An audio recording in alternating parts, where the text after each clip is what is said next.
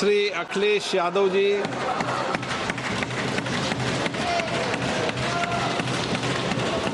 अध्यक्ष महोदय, मैं आपका धन्यवाद देना चाहता हूं कि इस महत्वपूर्ण विषय पे मुझे बोलने का मौका दे रहे हैं। मैं अपने साथी माननीय सदस्य गौरव गोगोई जी के से सहमत हूं। बहुत सारे महत्वपूर्ण उन्होंने बिंदु उठाए और अध्यक्ष महोदय,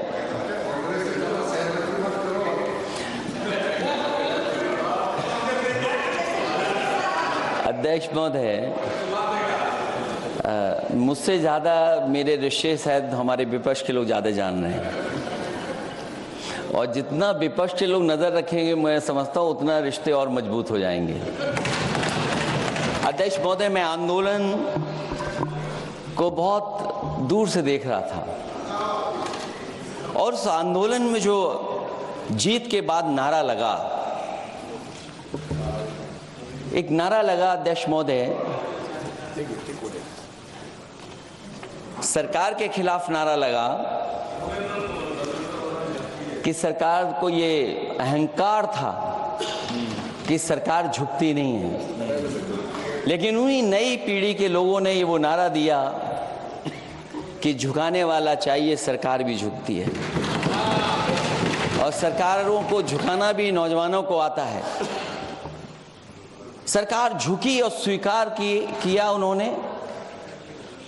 जो करोड़ों नौजवान जो मांग कर रहे थे कि सबसे पहले जो मंत्री जी हैं वो इस्तीफा दें, और बिंदु दूसरे अलग हैं जो हम लोगों को जानकारी में मिल रहा है। अध्यक्ष महोदय, सरकार हर विषय पे स्वीकार किया है, लेकिन पता नहीं अध्यक्ष महोदय ये बात समझ में नहीं आ रही है कि सदन में उन आश्वासनों को क्यों नहीं रख रही है सरकार जो सहमति बनी है। और उसके बाद अध्यक्ष महोदय, हम लोगों ने देखा कि जब मंत्री जी लौटे हैं, मंत्री नहीं रहे, उसके बाद सदन के बाहर उनका स्वागत किया गया। अध्यक्ष महोदय, जो स्वागत हुआ उसके लिए हमें कोई शिकायत नहीं है, लेकिन माननीय सदस्यों को कितनी बड़ी राहत मिली होगी, कितने बड़े संकट से बचाया उन्होंने। एक प्रधान जी को हटा करके प्रधानमंत्री बचा लिया आपने। और ऐसा अध्यक्ष महोदय आंदोलन किसी ने नहीं देखा जिस आंदोलन में नई पीढ़ी के लोग, कम उम्र के लोग निकल करके आ गए और जो नारे दिए गए। ये सरकार पिछले कई वर्षों से नकारात्मक प्रचार पर टिकी हुई थी, नकारात्मक राजनीति करती थी और न जाने कितने हजार करोड़ रुपए खर्च किए होंगे सरकार ने नकारात्मक राजनीति के लिए। लेकिन नई पीढ़ी को मैं बधाई देना चाहता हूं, उनके मनोबल को और उनकी एकता को, और जिस तरीके से उन्होंने प्रचार किया, अंततः सरकार को झुकना पड़ गया। भाजपा वचन नहीं देती, जुमला देती है। तो मुझे उम्मीद है कि सभी युवा नौजवानों का जो मांग की है उन्होंने, उन सभी मांगों को सरकार स्वीकार करेगी। और सरकार ये भी स्वीकार कर लिया होगा कि कोई दल मजाक में बना तो कितनी बड़ा दल बन गया। जो कोई चीज मजाक से शुरू हुई वो कितना सीरियस हो गई, और इतना सीरियस हुई कि हमारी सरकार लोकतांत्रिक हो गई कि जो उनको धरने पे बैठने दिया। सरकार लोकतांत्रिक थी कि उन्हें धरने पर बैठने दिया। हमने वो भी समय देखा है कि जहां पर धरने पर नहीं बैठने दिया, वर्षों वर्ष लोग बैठे रहे धरने पर, उनकी सुनी नहीं गई। इसी दिल्ली को घेरा था किसानों ने, और सरकार को लगा कि चुनाव आ गया तो सरकार ने तीनों काले कानून वापस ले लिए। जब सरकार घबरा जाती है, डर जाती है, तो सरकार स्वीकार कर लेती है। इसीलिए वो नारा मुझे अक्सर याद आता है कहीं कि झुकाने वाला चाहिए, सरकार भी झुकती है। जो विषय लाया गया है कि कि prevention of unlawful means act, सरकार को कम से कम ये बताना चाहिए था कि 2024 में जब ये लेकर के आए थे तो आज 2026 में कैसे पेपर लीक हो। और केवल गिनती के 1-2 पेपर लीक नहीं हुए हैं, ये ऐसा आंदोलन रहा जिसमें माँ बाप और नई पीढ़ी के लोग सब जुड़ गए। अगर हम ये माने कि 20 लाख बच्चों ने परीक्षा लिखी थी और उनके घर परिवार के सदस्यों को हम इसमें जोड़ दें, दादा दादी, माँ बाप और परिवार का कोई सदस्य, तो 5 लोग प्रभावित थे। और 5 गुणा 20, 1 करोड़ लोग नाराज हुए सरकार से। और अक्सर हम पॉलिटिकल लोग हैं, हम लोग जानते हैं जब कभी आंदोलन करते हैं तो कितनी तैयारी करानी पड़ती है, गाड़ियों का इंतजाम, खाने का इंतजाम और इंतजाम। लेकिन ये पहला आंदोलन देखा कि जिसमें माँ बाप भी जुड़ गए और कहा कि जाओ बच्चों आंदोलन करो, हम आपके साथ हैं। ये पहला आंदोलन ऐसा देखने को मिला है। और केवल दिल्ली में नहीं हुआ ये, केवल दिल्ली में नहीं हुआ ये। अगर ये बात गलत है, अगर ये बात अध्यक्ष महोदय गलत लग रही है तो देश के होम मिनिस्टर साहब को ले आइए, वो सब एक्सप्लेन कर देंगे।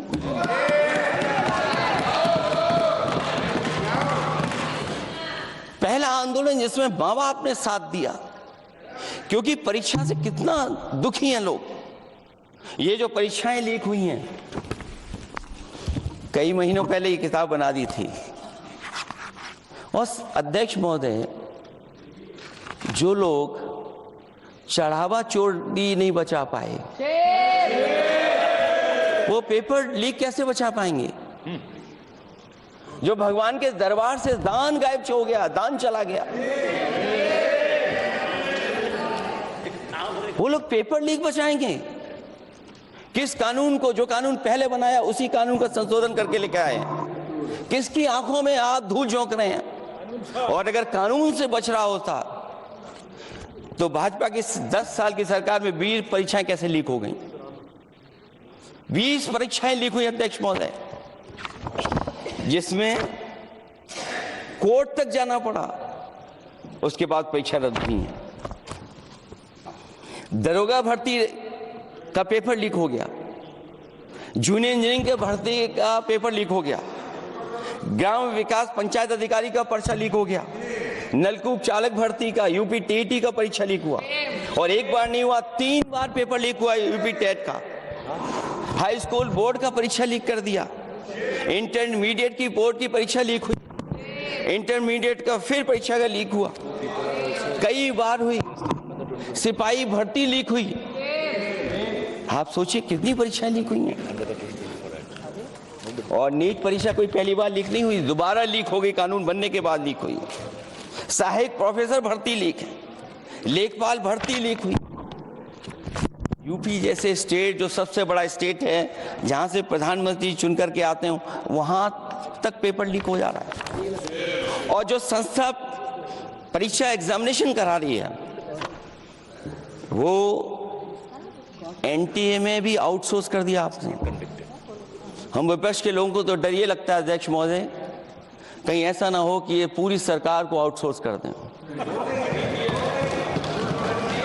आउटसोर्स सरकार है, जो सबसे विश्वसनीय संस्था है, उसमें आउटसोर्स पे आपने कर्मचारियों को रखा हुआ है।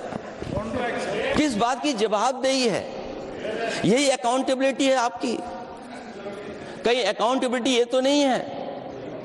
आप अकाउंटेबिलिटी को ये कहीं समझ बैठे हो कि अकाउंट को भर दे वो एबिलिटी वाला ही हमें चाहिए? कहीं वो अकाउंटेबिलिटी तो नहीं है? आप बताइए, एनटीए को आउटसोर्स किया हुआ है आपने।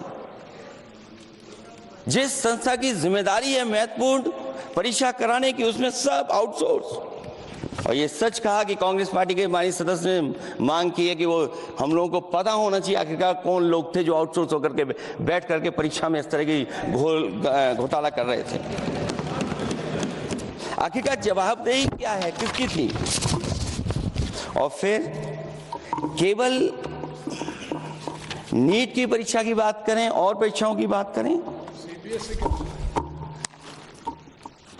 अगर हम अध्यक्ष महोदय जब से सरकार बनी है तब से सरकार की कोशिश रही है कि शिक्षा, परीक्षा और यूनिवर्सिटी का ताना बाना पूरा ध्वस्त हो जाए, उसको एक रंगी बना दें हम, उसमें अंडरग्राउंड अनरजिस्टर्ड लोग शामिल हो जाएं। ये पिछले जब से भारतीय जनता पार्टी की सरकार आई है तब से हो रहा है। और फिर शुरुआत कहां से होती है? क्योंकि आप नहीं चाहते कि देश के गरीब लोग पढ़ें लिखें आगे बढ़ें। सरकार ने सबसे पहले हमला किया प्राइमरी स्कूल पर, और प्राइमरी स्कूल कितने बंद किए हैं आपने? जहां से बच्चे की शिक्षा की यात्रा शुरू होती है। एक गरीब परिवार का बेटा, बच्चे कहां से पढ़ करके निकलते हैं? सबसे पहले प्राथमिक शिक्षा सरकारी स्कूलों से पढ़ करके निकलते हैं। हमारे बहुत सारे माननीय सदस्य होंगे, वो उन्हीं प्राथमिक विद्यालयों से पढ़ करके आज इस सदन तक पहुंचे होंगे। आपने सबसे पहले स्कूलों पे हमला किया, और प्राइमरी से लेकर के नौकरी तक पे आपने हमला किया है। युवाओं के भविष्य पर आपने चोट पहुंचाने का काम किया है। और जो प्राइमरी स्कूल जो आपने बंद किए हैं, वो इसीलिए बंद किए हैं आपने कि पिछड़े, दलित और गरीब के वर्ग के परिवारों के बच्चे पढ़ लिख न जाएं। क्योंकि आज भी अगर हम देखते हैं प्राइमरी स्कूल में कौन पढ़ने जा रहा है? सबसे समाज के गरीब परिवार के बच्चे पढ़ करने जा रहे हैं। सबसे पहला हमला आपने वही किया, और इसीलिए किया क्योंकि नींव पर ही अगर हमला होगा तो ये आगे नहीं बढ़ पाएंगे। जो आंकड़े सरकार के बताए गए हैं, 1 लाख से ज्यादा सरकारी प्राइमरी स्कूल बंद कर दिए सरकार ने। और अगर ये बात गलत है तो हमें उम्मीद है सरकार इस पर भी जवाब देगी। और अगर हम आंकड़े निकालें तो जो आंकड़े दिखाई दे रहे हैं, यूपी में सबसे ज्यादा प्राइमरी स्कूल बंद हुए हैं। और ये सरकार के आंकड़े हैं कि 7 लाख से ऊपर विद्यालय थे जो अब 6 लाख रह गए हैं। और यूपी में तो सबसे ज्यादा बंद हुए हैं। उत्तर प्रदेश में 26,386 सरकारी प्राइमरी स्कूल बंद कर दिए सरकार ने।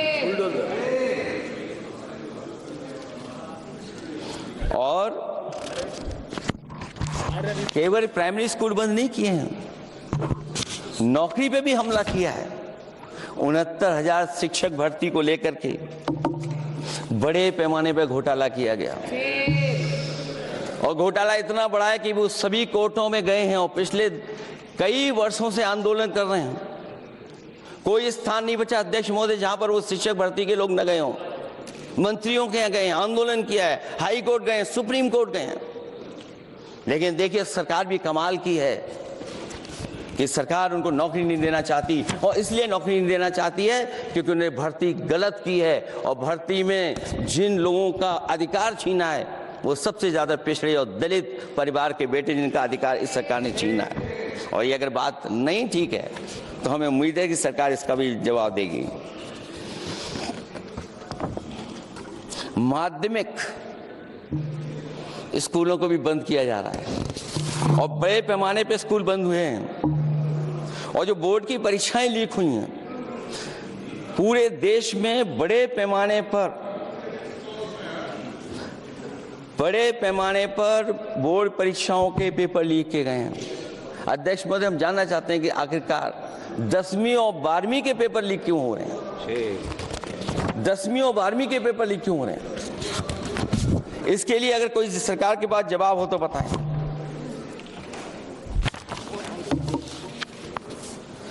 और जो बच्चों ने जान दी है नीट की परीक्षा में, जब परीक्षा का पेपर लीक हो गया है, अध्यक्ष महोदय, मैं अपनी तरफ से, पार्टी की तरफ से और सभी की तरफ से उन्हें श्रद्धांजलि देता हूं। और हमें उम्मीद है कि सरकार उन बच्चों की मांग मानेगी जिन बच्चों ने ये शर्त रखी है कि उनके परिवार के लोगों को 1 करोड़ मुआवजा दिया जाए।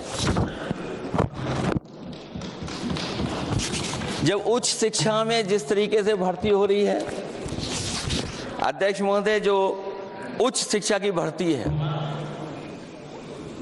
उसमें जो अपॉइंटमेंट हो रहे हैं उनके बारे में तो क्या चर्चा करें कि जब संस्था पे सबसे ऊपर बैठा व्यक्ति ही अन्याय करेगा तो पूरी संस्था में अन्याय होगा।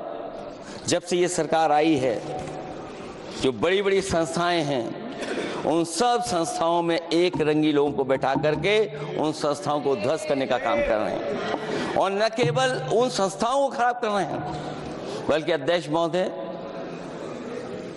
उत्तर प्रदेश में एक स्वतंत्र सेनानी, उनके नाम पर यूनिवर्सिटी बनी, मौलाना जौहर यूनिवर्सिटी बनकर के तैयार हो गई। इन्होंने कोई सरकारी यूनिवर्सिटी नहीं बनाई, और अगर कोई प्राइवेट यूनिवर्सिटी बन भी गई है तो उसको भी हथौड़ा लेकर के तोड़ने की तैयारी कर रहे हैं ये लोग। ये नफरत की राजनीति कहां लेकर के पहुंचा देगी। और जब से बीजेपी की सरकार आई है तब से नफरत की राजनीति और दूसरे लोगों के साथ किस तरह का व्यवहार हो रहा है, उन्हें कहीं भी न्याय तक नहीं दिला पाई सरकार। और जब नौकरी की बात आ जाए तो अध्यक्ष महोदय, अग्निवीर भर्ती में भी जो हर साल में कितनी भर्ती होती थी, कभी 80,000 भर्ती हुआ करती थी, अब भर्ती केवल 10,000 हो पा रही है। आखिरकार अध्यक्ष महोदय, सरकार नौजवानों की पढ़ाई और नौकरी पे हमला क्यों कर रही है, और नौकरी पे हमला क्यों हो रहा है? जब आप ये कहते हैं कि हमारे नौजवान हमारी डेमोग्राफिक डिविडेंड बन करके आए हैं, कहीं यही नौजवान हमारी आपदा न बन जाए, इसके बारे में भी सरकार को सोचना चाहिए। और मैं ये जरूर कहना चाहता हूं कि अध्यक्ष महोदय, अगर शिक्षा अच्छी होगी, परीक्षा सच्ची होगी, तो तरक्की भी पक्की होगी, और ये तरक्की नहीं चाहते हैं, इसीलिए शिक्षा पर और परीक्षा पर हमला कर रहे हैं। मैं इन्हीं शब्दों के साथ अध्यक्ष महोदय आपका धन्यवाद देता हूं। और जो बिल लेकर के आए हैं आप, बिल तो 24 में भी लेकर के आए थे आप, जो 24 में बिल लेकर के आए, तो उसके बाद नीट परीक्षा का पेपर लीक क्यों हो गया, ये आप बता देना मंत्री जी।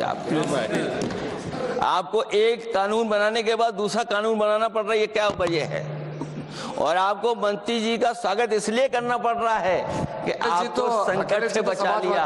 और अगर अखिलेश जी तो समाजवादी है, मैं पूछना चाहता हूं कि छात्रों का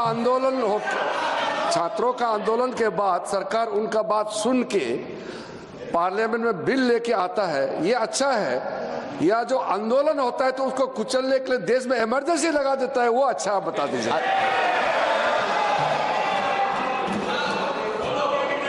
अध्यक्ष